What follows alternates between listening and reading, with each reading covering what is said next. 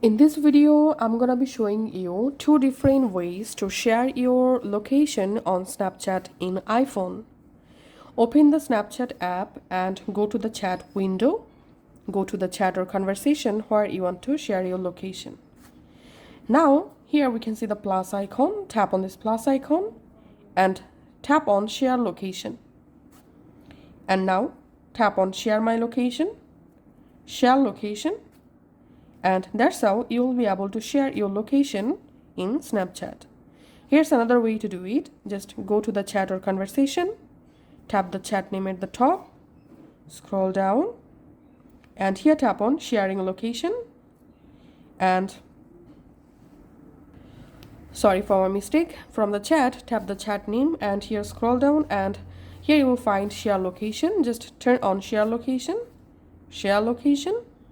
and your location is now sharing with a specific friend. So that's how you can actually share our location on Snapchat. Thanks for watching.